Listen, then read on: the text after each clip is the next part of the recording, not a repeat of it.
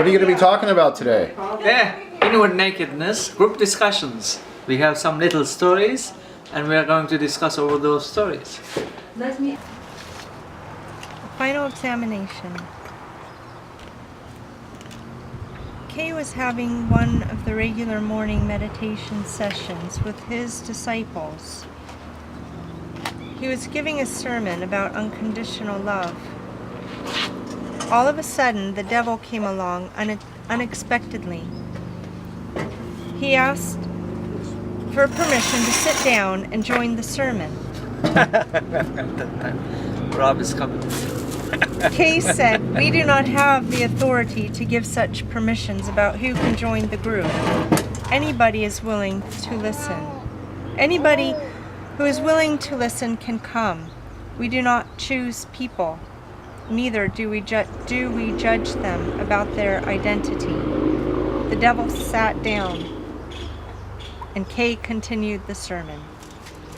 Kay came to a point in the sermon where he told his disciples that this quality of love must flow like the scent of a flower. He said, "The flower gives off its scent for any passerby.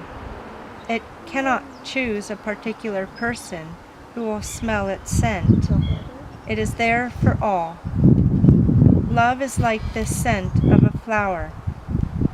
There is no division as the subject and the object, like I love you. There is only love without the object." At this point, the devil asked, "Does it also include me? Will you teach your disciples to love me as well?" Kay replied, "Of course, and your place is quite a special one, because you are the final examination to pass in the school of love." And all the disciples fell into great laughter. The devil got upset with this answer because he was looking for a confrontation of some kind, and he left harshly. Kay said, "I can never understand this devil, and he will probably never understand the wisdom of love with its simplicity." And the disciples started meditating about the final examination. Okay. Then we can start with you, Mindy, in this case.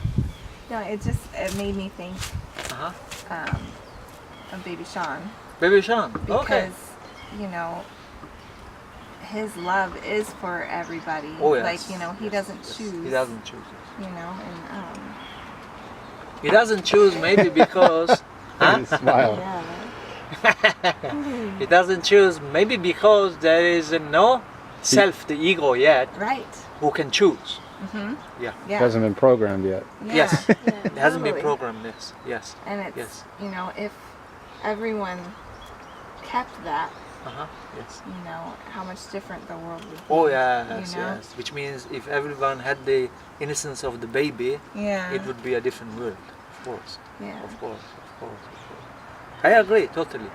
So I also think that there should be no choice in love. Like I love this particular person, or I love this particular country, or I love X, whatever that thing is, and exclude the rest. Then I think it is basically the business of the ego, which says I love this, but I don't love that. Yeah. But whereas, as it's mentioned in the story, it's like a flower. The flower cannot choose. It gives, it's sent out, and whoever is willing to, whoever can get this thing, whoever is ready for that, whoever is passing by can get that thing. Mm-hmm. So I think love is similar. Love cannot choose. And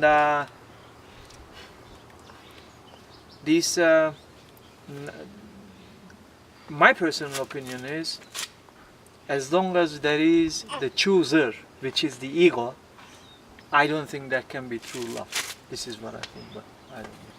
And you, please, Adele.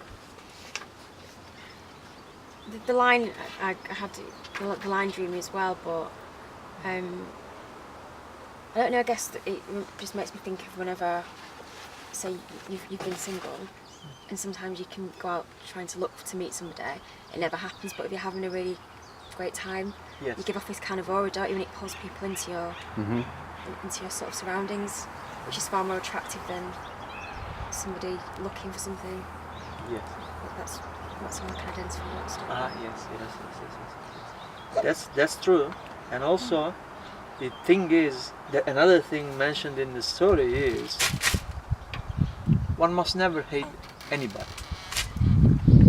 Like that includes the devil in this story.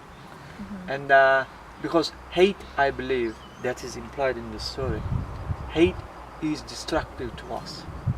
More than, I mean, it doesn't destroy the other person anyway. It destroys us. So there is no point to keep this hate, grudge, anger in ourselves for other people. That doesn't necessarily mean, we must be naive or stupid to give to those people who doesn't really deserve it, or who can exploit us. Love has its own intelligence. So, but keeping these things in our hearts, things like hatred, doesn't really help anything. It destroys us. I believe those things, those kind of feelings, in the long term, can create certain serious diseases for oneself. So that's what I think. And do you want to say something, Rob? You joined the conversation at that exact I was just moment. enjoying Sean over here. Okay. Because you just came in at that moment where she was reading the story where the devil wanted to Oh yeah. join the conversation. So it was fun. It's a joke. Huh? I guess the only thing I would say is, life is energy, right? Yes, Energy. yes, I mean, that's yes. really what it comes down to. Yes. So hatred is more of a kind of a lower destructive energy Yes. Very destructive. that if we held on to it, it totally damages our physical body. Yes. I mean, it really does. Yes. It does. And it also affects everyone around it because we're letting off an energy of hatred, like the energy you were talking about. I mean, you let that off. Like, you don't see it, five senses don't pick it up, but we sense it.